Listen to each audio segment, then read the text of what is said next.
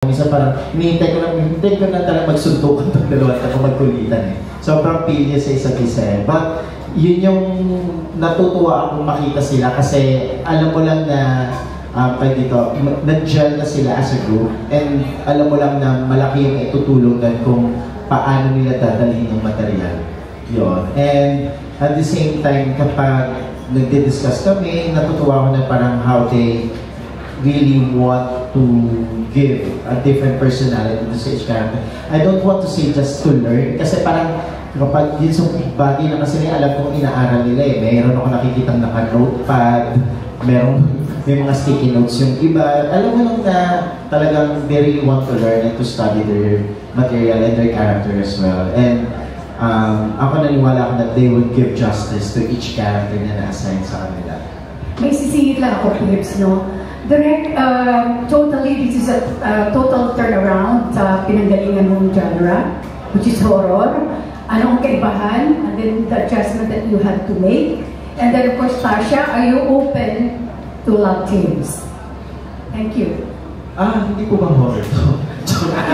Ano horror to? Parang mali yata. Yung pinisya kay horror to, di ba? Hindi po, for one thing po, well, for me, it's one of the challenges for it. I mean, as a director, I always want to prove myself and I want to challenge myself na hindi lang ito yung material na kaya kong gawin. I think that's also one of the, parang yun naman ang goal ng bawat director. So, to be given a chance to direct a material like this at Banjing News and then iba-iba siya, I mean, nakaka-excite ng sobra na parang okay, ano ba yung pwede kong gawin? And then to the point na parang you study each version of the series and then ano pa yung pwede mong baguhin. And then you study also the personality, not just of the character but the actors as well. Kasi syempre kung ano sila as a person, doon ako hugot sa kanila eh. For them to become doon sa mga character na gagampanan nila. And for me, yun yung mga exciting part for this. And I remember that we have a lot of discussions on how we're going to change yung buong series of what the other franchise already offer. Yung other versions niya na parang saan ba natin ito dadalhin? I mean, alam na natin lahat kung paano nangyayari yung heist from school hanggang sa naging national level. So parang ano ba yung pwede pa natin baguhin? So yun yung mga bagay na parang dinagdag namin sa material. Parang the relationship of Haika, for example, ni Pat at ni Hayase, yun, kung dito, anong level na ba sila from this series na ginawa nila before, okay, baka pwede natin iangat sa ganitong klase na ng relationship meron sila. Yung mga ganong bagay. And then also for Tash, kasi for Tash, ang hirap ng character ni Lynn. I do remember parang, di ba may discussion tayo na parang the first time that we discuss is parang pinag-uusapan natin kung paano yung pwedeng gawin sa character. And then one thing that I really love for Tasha ng time na yan, she was open. Parang naalala ko pati buhok, pinag-usapan namin parang bago yung buhok mo, yung pwede bang ganito, ano bang pwede bang damit, lahat. Pati makeup niya, pati tingin niya, yun yung mga ganang bagay. If you remember kanina, ito, yung piniplay namin the look test. Dito, as in, inaral namin, o sige, paano pwedeng baguhin yung tsura dito ni Tasha? Or paano ba yung tsura dito ni Gab? Yung mga ganun. Ito po, wala po ito sa aking pusa lang to. But anyway, so yun, inaral talaga namin. And then even the staff, the costume design, the production design, each color and each palette that we use, we make sure that there's a meaning about it. We're not just gonna show you a visual na parang, ito yung nakikita namin. No. We have each color and design na parang unique for each character. Para hindi nyo man ma-verbalize ng viewers kung ano yun, mararamdaman nila kung ano yung gusto namin iparating. Para sa akin, totoo sa love team, I mean, I just want to act, sa totoo lang. I just want to work, and if the opportunity comes in, why not? Because my rule in life, and I always say this, is I don't want to close my doors with anything. At least I get to say that I tried and I gave it my best. Okay, maraming salamat po, Tita Esther. Good questions. Okay, batch 2 coming up, and I did mention we do. Maraming salamat po. Batch 2 consists of Annarina Amistoso, Robert Requintina, Dolly Ann Carvajal, Von Delinario, and finally Erwin Ogawa. That's batch 2. Simulan po natin from Annarina TV, our content creator. Let's listen to Annarina Amistoso. Hello po. Congratulations. Kay Direct mo na, Direct, hindi ka ba na-intimidate na i-direct si Atasha? Kasi syempre, coming from muna. Hindi ka ba kunyari, hindi pa kayo start mag-shooting, di ba daw? Ay, hindi pa siya. So, pero na-imagine nyo na po ba na pwede nyo siyang sigawan or something like that? Eto, trivia. Hindi to alam ni Tash. Nagkakilala kami ni Tash. I think she was 7 or 8 that time. Yeah. It was, you were with your mom, and then, hindi pa ako director dito eh. There was this one part of my life that I want to work in real estate. And then, bago pa ang BGC noon, wala pa laman. And then, bago pa lang ang One Makili Place building. Tapos, I was assigned there. And you were with your mom and Andres. So, namita kita nung I never imagined in my life that one day I'm gonna work with her. Never. Hindi ko talaga, parang hindi siya sumagi sa utak ko. And nung time na, I think that was in Zoom meeting, right? Nung una kaming beses nakita. Sobrang bubbly niya. Sobrang bubbly naman nagbabae ito. Ang bubbly niya, sobrang ano niya. And nung akala naman ako, baka naman sa Zoom lang din yan. Pero when I met her in person, she's very down to earth and ang bubbly. Tapos minsan parang, sabi ko, ang taas ng energy nitong batang to, mas mataas pa sa akin. Yun. Yeah, gagawin natin! Yun, ganun siya kasi as a person. So parang nakakatuwa. Nakakatuwa also kasi she was really she's hunger for things to learn. Kumbaga, parang she really want to study her character. And at the same time, natuwa ako kasi hindi ko naramdaman. I met si Kuya Aga and si Ate Shirley during those meetings, and I never, nakita ko sa kanila as a family is that yung full support sila. Yun yung sobrang wow, grabe yung yung supporta. So that's one thing na I really love na parang nung nakita ko si Atasha. And then, nung nakasama ko siya, parang, okay, mag-jive kami nitong batang to. Sobrang kalog eh. Yun. Saka ang light kasama. And for Atasha, my last question. Ano naman yung ginagawa mong adjustment para maging okay sila sa'yo? Kasi syempre for sure, at first, medyo intimidated din sila. Kasi you're from the Muda family. So, ano naman yung sa end mo, yung ginagawa mo para maging warm sila sa'yo? Adjustments that I did was, sa totoo lang, wala naman. Because my rule in life is, as long as you're yourself and you have good intentions, then you're okay. And that's what I did. I came into this with good intentions, wanting to learn, wanting to meet them, and of course, excited to do this project. And here we are now, and we're actually like a family. Thank you. Congratulations. Okay, maraming salamat po. Ngayon naman from Manila Bulletin, we have Robert Requintina. Hello, good afternoon. Hi, Tasha. One question lang. So, how special is this project? Para sa akin po, super special kasi ito po yung first ko na series. Tapos, to be given such an honor to do this and a big blessing. And this is something I've been wanting to do since I was a kid. And now that this dream is happening, I really don't want it to go to waste. I will give it my 100%. And I hope you guys like it. Thank you. Congratulations. Thank you so much. Great attitude, Tash. Moving on to Philippine star, we have Dolly Ann Carvajal. Hello. My question is for Direct. Since this movie is about cheating, don't you think it will send the wrong signal? So, what's the redeeming factor? Since it's about a controversial topic. Yes po, actually it's one of the reasons why we really want to study script well. Because we don't want to send a different signal or a wrong signal that saying that we were encouraging cheating. We made sure about the material that at the end, after the whole series, that the moral lesson is there at malinaw yun sa kanila.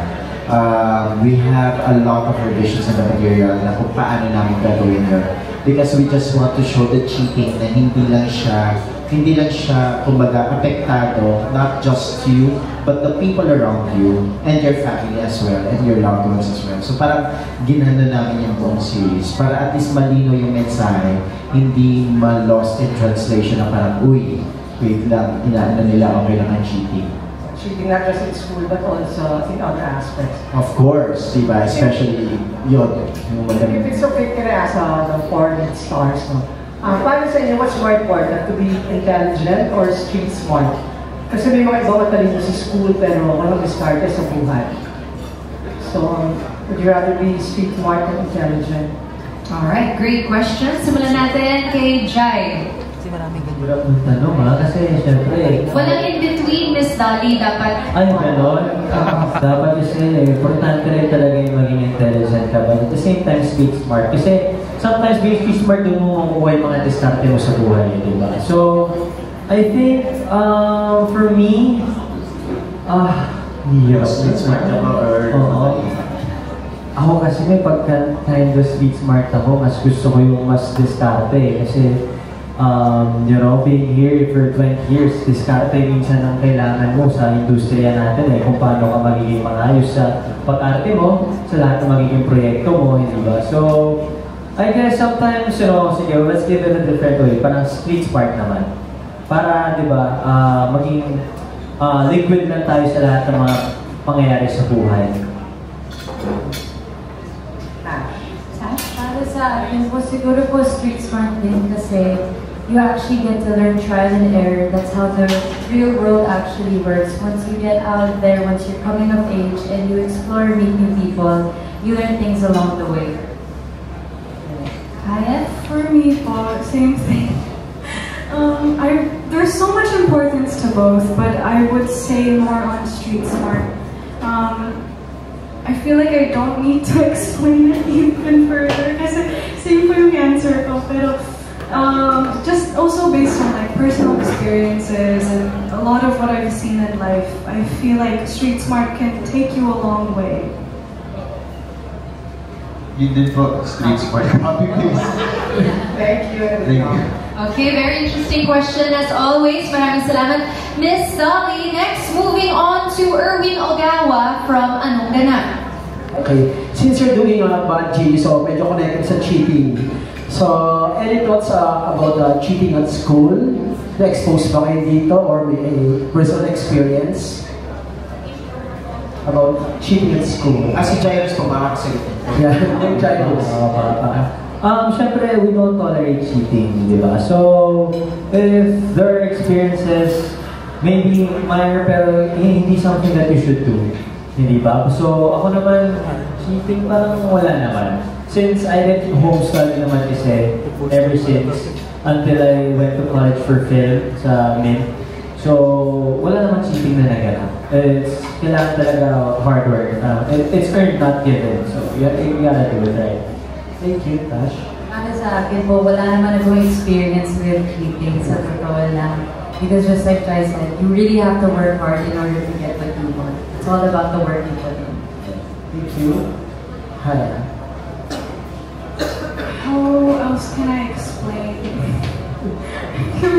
giving the same answers, pero yeah, it's different when you put in your own effort because then that's when you actually have a deeper understanding of things and it really takes you a long way.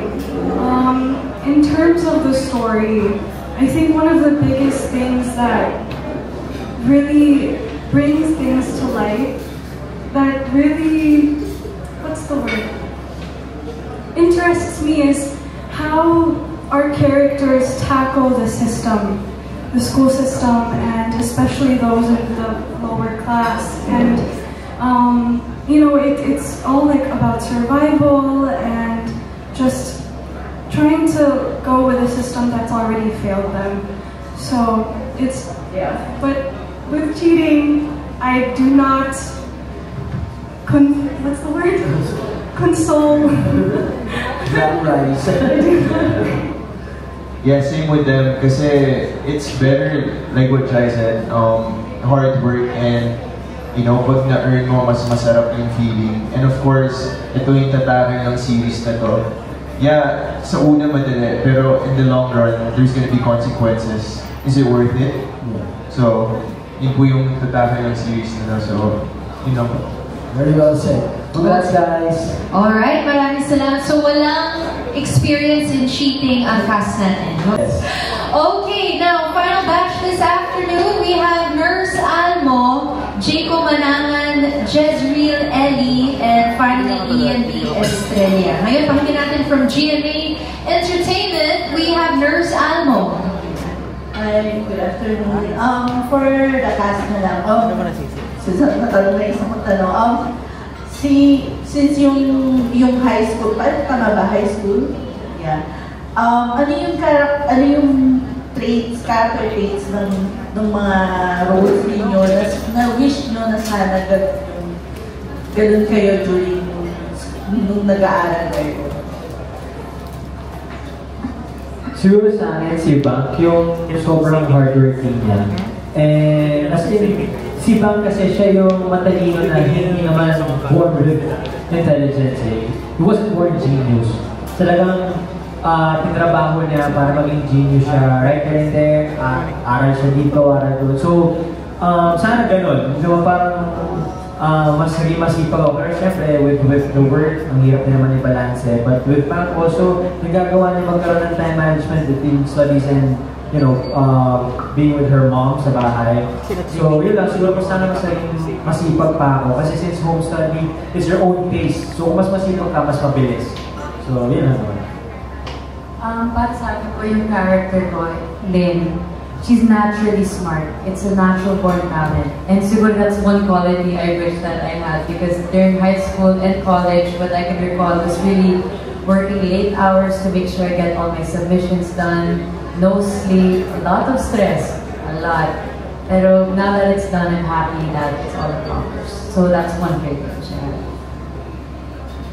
I feel like I'm having a hard time thinking of an answer for that.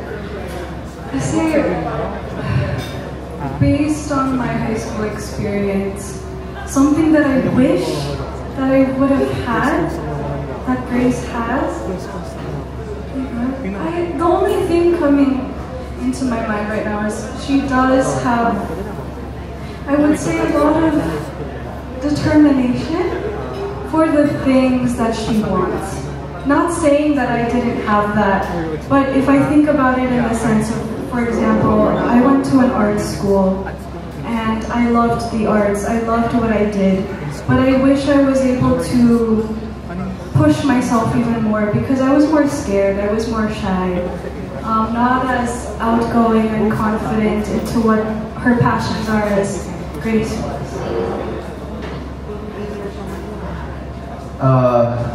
Ano ba, for Pat, mahirap kasi siya nag-aaral eh.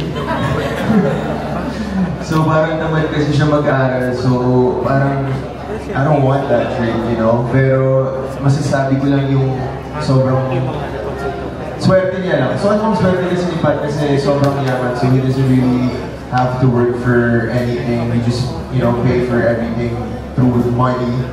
And which is opposite of me because when I was in high school, I was a working student. So, mas nakasipat na medyo chill. Pero, wala eh. I mean, I don't know. Thank you. Bonus question na lang for Jai. Since you're the more experienced dito sa do you still get challenged sa mga ginagawa mong role? Especially dito sa series na to? Yeah, sobra. Like, sinasabi ko, like, even right before we start, sobrang hanggang ngayon, medyo may kaba pa rin ako doing my role. Pero, yeah, everybody loves the challenge na masabi nga ni Direk maski siya. And ako, sobra, kasi iba to eh. The usual materials that I do is family drama, yung last ko na sobrang bigat, mas pamilya ko. So doing this and also the university series is a different material for me. Last ko pa yung Love You na diba, Teeny Poppers na comedy na. So, iba siya. So nandun pa rin yung challenge, nandun yung kaba. Kasi, syempre, like what you said, everybody's expecting you to do great. Kasi being here for a while, so dapat talaga kahit pa paano alam mo na rin yung ginagawa mo. So nandun talaga yung pressure, but I love the challenge and doon ako mas na-inspire to do my best and prove that I can do the job. Okay, maraming salamat po. Moving on to Jaco, a TikTok content creator. Hello. Hello guys, hello everyone. First of all, congratulations to the cast and of course kay Direk. Ayan. To Tash, first of all, congratulations sa The First Family and now ngayon as lead dito sa Bad Genius. My question is, ano yung naging decision making mo sa pag-accept ng project? Bakit nagtagal ito ng 1 week? 1 week because syempre naman I also have to be considerate and ask myself kung kaya ba, kung kaya pa to. Kasi syempre naman yung lines, but English siya, tapos yung lines yung Tagalog, and I've only been learning Tagalog for a year now. Pero I had to consult with my family and they all told me it's an amazing project. Tapos yung director ko, they even mentioned you direct and said you're in good hands. And I also have to thank my bosses for believing in me and giving me this wonderful opportunity. And this is something that I kind of realized I can't say no to it. I just have to do it. I have to take that risk. And I'm happy that I did it.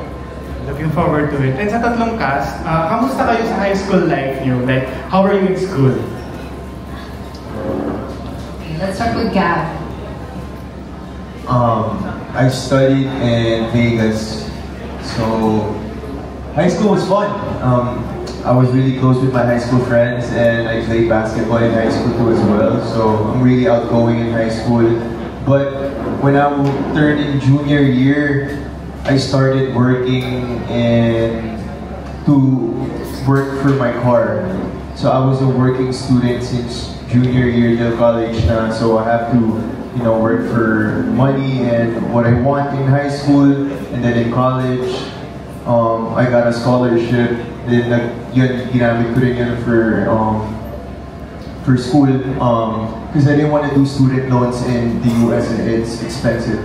So yeah, I've been working since when I was in junior year. For me, I would say my high school experience was definitely a very special experience. I went to an art school back in the US, and it was a school where a lot of different known artists came from as well, and I had such a big privilege just being there and already being able to study so much within the music and other arts. There were different arts. There wasn't just music. There was also like instrumental, theater, audio production, a lot of other stuff. So I would just say it was very interesting, but I learned so much, and it's definitely a big part of who I am now. And if I didn't go to that school, I probably wouldn't be here. When I was in high school, I think I would describe myself as a good masipag. I would kind of stress myself out until I got the job done to the best that I could. And I also learned how to take a lot of risks in my high school, like my high school life. Things that I wasn't sure if I could do, or let's say, oh, I haven't tried that. Because of my experiences in high school, now that I'm older, it makes me feel that, okay, I'm more equipped. I know the feeling of jumping into something new, that kaba, that excitement. And that's why I'm really happy about what I've done in high school. When I was in high school, assistant home study ako, but more of the studying kasi sa bahay. Pero we come to school twice a week para mag-exam. So may barkada pa rin. Then, naging varsity pang ako for a while. So, same. Parang regular student, which is I really love about it. Kasi at least, iba yung yung treatment nila sa akin. Parang hindi. So ako mismo nakikibagay sa talagang barkadahan talaga. So masaya ako sa experience na yun. And marami rin akong tutunan sa experience ko being high school sa Angelico. So, Okay, all good. Maraming salamat po. Ngayon naman, let's hear from Jezreel. Hello, congratulations po. I'm so excited. Na kasi pinanood ko talaga lahat ng Bad Genius movie. So for Direk, the story is all about academic pressure and finding ways to beat the system. May character ka ba, Direk, na pinaka-nakaka-relate ka? or may personal experience ka bang naka-influence sa approach mo sa reading na to?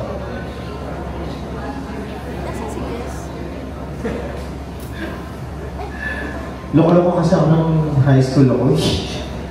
I mean, oo. I mean, I remember nun na, kaya medyo, kanina nga tinanong ko si Jayen, hindi ka nag-cheat. Kasi I remember nung high school, open papers eh. Yung basahan ng sagot. Yung gano'n, especially kapag periodical exams. Yung tipong mahina ako sa math. Sige, usap ako ng kabarkada kasi ganito gagawin natin. Di ba? Ganyan yung high school eh. Yung tipong pagkababas yung teacher mo at tatanong mo kagad, pre-answers 31. So, ano number 31? Letter yan. Di ba? Ganun. So parang, for me siguro siya kanilang apat, pinaka-nakarelate ako. K-pop. Yun. Hindi na ako sick of family, pero siguro, I mean, nakita ko yung mom ko sa mother ni Mac. Yun. So yun, yung parang, my mother, she's a very hardworking woman. Parang, I really saw her, how she fought for her sa aming magkakapatid. Yun. So parang doon ako nakarelate sa mga character. Yun. For the cast, your characters go through intense pressure and, as Hyacinth said, the more dilemmas. Minsan kailangan nyo pag-lumabag sa roles yung mga characters nyo dito. May part ba ng sarili nyo na nakita nyo sa kanila? Or was it a totally new experience for you guys? Totally new experience. Especially with Bank. Kasi parang eventually, you know, ang dami niyang pivotal moments sa totoo lang during the series. And sa series na gagawin namin sa adaptation, sobrang dami ng pivotal moments. So it's really a new experience for me. Yung mga decision making niya, na biglang ganon, biglang ganito, yung sudden change of personality and everything.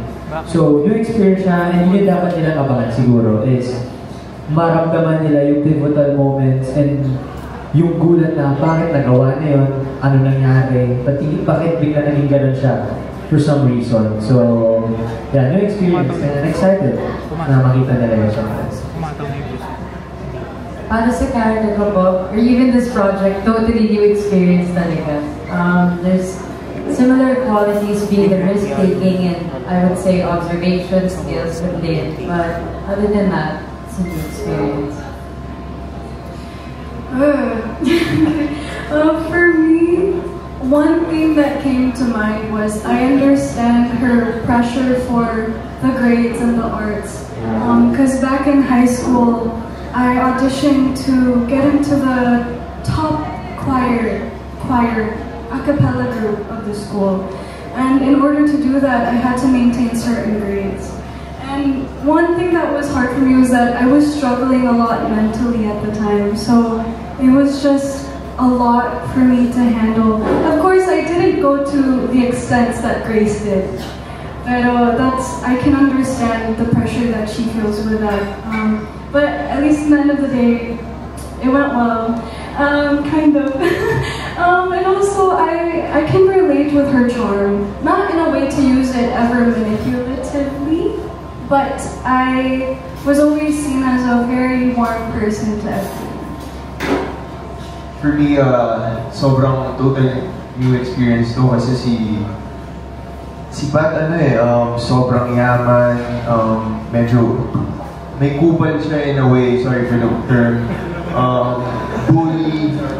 So ibang-iba to sa character na gagawin ko coming from Sevi sa Chasing in the Wild, diba? So parang it's gonna be really exciting, challenging. Pero excited ako na si Jai yung bubuli ko sa show eh. Experience ba? Or parang similar? Mayaman, di ba? Tapos, pero I'm just really excited to do this project because it's gonna be, you know, another challenge na gagawin namin as a group. And nakita niyo naman parang we're already close enough and I can see the guys. Congratulations, guys. Okay, Jez! Maraming salamat po. Next up, Ian Lee Estrella, also known as Tito Ian Lee, a content creator as well.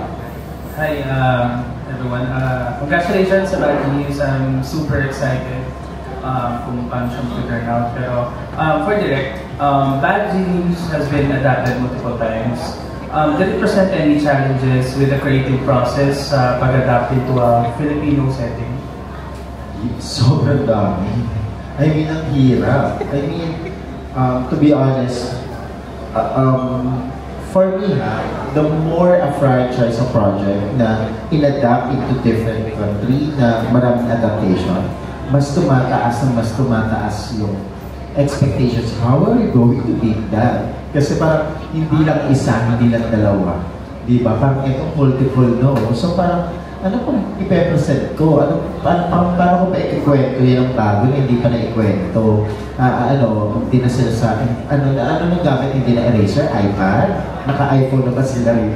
Yung mga ganung bagay, di ba? So parang, kaya nga, ang hirap isipan. Yun yung sobrang challenge ng buong creative team. I mean, pumutin nga yung buhok ng mga writers ko sa kakaisip, paano natin ito babaguhin? How are we going to present this material ng bago at hindi pa nagagawa? Not to mention, na parang, paano mo to ile-level na makaka-relate ang isang Filipino audience? Diba? Kasi we're not the same as Thai kung paano sila manood ng series. May pagka-western tayo in terms of our aesthetics and our, kumbaga kung paano tayo na tina-appreciate ang isang material, di ba? So, yung mga challenges na yun, yung mga hinarap ng mahaba, to be honest, parang multiple revisions yung nangyari sa script. They know about it. Parang sometimes, babasahin sa script, I remember there was this one time, Tash was telling me na parang, I read the script, ganyan. Tapos nalaman ko din sa staff na binabasa na rin ni Tash, nagme-memorize na si Tash. Sabi ko, huy, babaguhin yun na. Sabi ko, walang matitira doon, baka number lang yung matira doon. Sabi ko, gano'n. Kasi diba, parang I mean, ang daming binago. From each character na kung paano yung personality ng bawat isa, kung paano i-present yung problems, and then the whole mechanics of the cheating, and then at the same time, kung paano natin ibababay, ang taas ng exclusive school nila escalator, eskwelahan, parang mall, di ba? Parang yung mga ganun levels, na parang, I was so grateful with my whole team, because I have their backs. From my production designer, to my costume designer, my POP, my producers, si Nins, si Jaja, everybody was really into the material. Na parang sila Miss Ems na parang, okay, what can we do of changing this material and presenting into something new as if na tayo pala yung mag-o-offer. Yun yung gusto ko sa buong team. Parang it's really a group effort to do something like this. Thank you.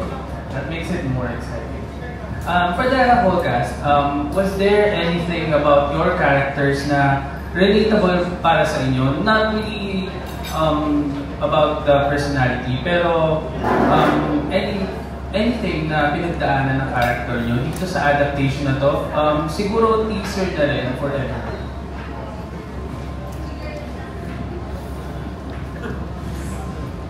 Okay, let's just have quick answers for this, please. Siguro, similarities na namin ni Bank is yung how he manages his time between studies and family, and also yung mga diskarte niya sa buhay. So same goes with me. Siyempre, busy tayo sa work, but we need to have time for our family, and yung mga diskarte na siyempre, ano pang kailangan gawin to excel kahit na wala kang pang ginagawa trabaho.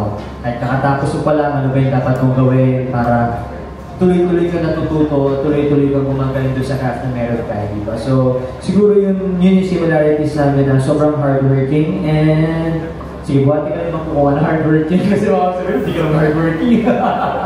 Sobrang hardworking, and yun, siguro yung pag-manage ng time between family and studies, and family and work, and you know, just being family-oriented person. To add to that, yung similarities of my character, other than risk-taking, being a risk-taker, would have to be the relationship with my father. It's a very, very similar relationship where we both have a lot of love for one another and a lot of support, but later on we'll see in the show.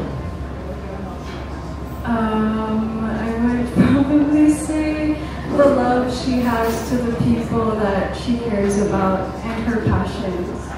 And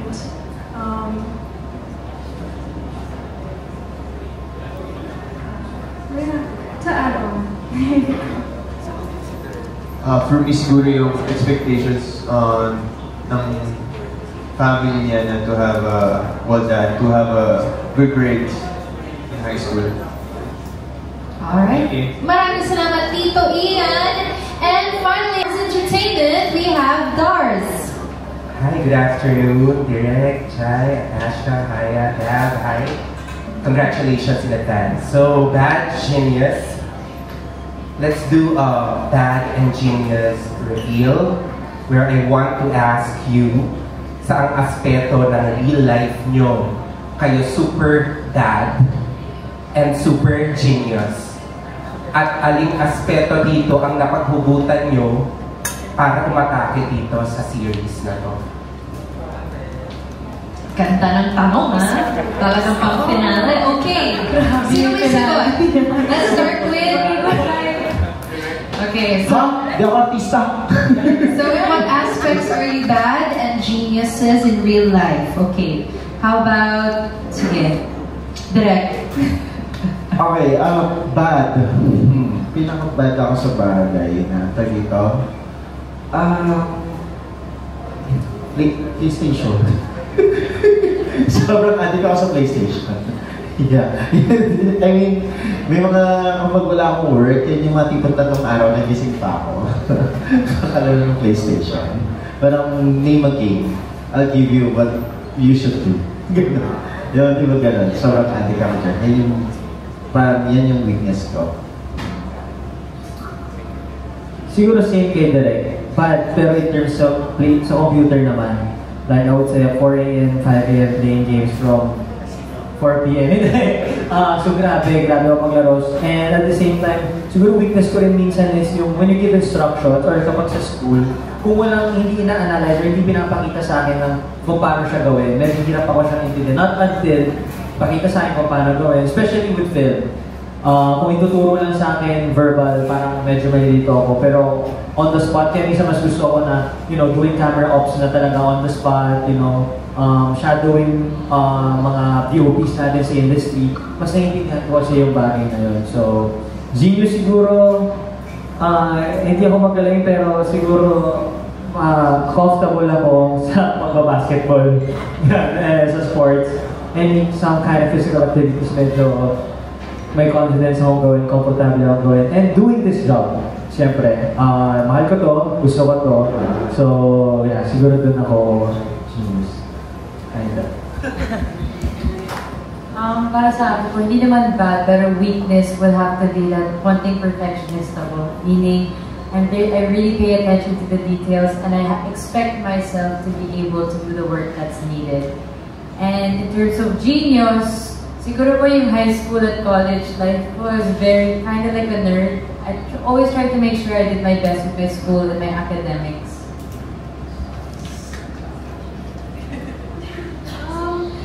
Siguro po, for the bad part, I think one of my weaknesses would just be trying my best all the time to balance everything.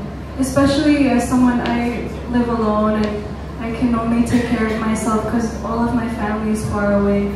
I have a lot of moments where sometimes I feel like I wish I could have some guidance or like help, and that's why I always do my best to be independent and to take care of myself. But I have a lot of help along the way. For the genius part, maybe in terms of that, I guess I'm good at trusting that eventually it'll all get figured out, and trusting the universe and just myself. At the end of the day, I know that I can come back to myself and trust myself no matter what I'm dealing with. Yeah. For me, siguro yung bad ko, I'm an overthinker. So, usually, yun nga, like, yung sinabi ni Tash, like, she's perfectionist, like, I want to always give 100%, and sometimes I feel like it's not enough pa. So I always overthink kung tama ba yung ginawa ko or ano, and I always overthink kung meron ba akong better options na nagawa, gano'n. So, yes, so Genius, I'm a very competitive person. Like, I love sports, so sometimes it's too much yung pagiging competitive ko. Pero yun, nadadala ko yun sa sports and sa work and sa mga iba't ibang bagay. Thank you guys, and again, congratulations. Okay, maraming salamat po. That wraps up our Q&A. But wait, hindi pa po tayo dyan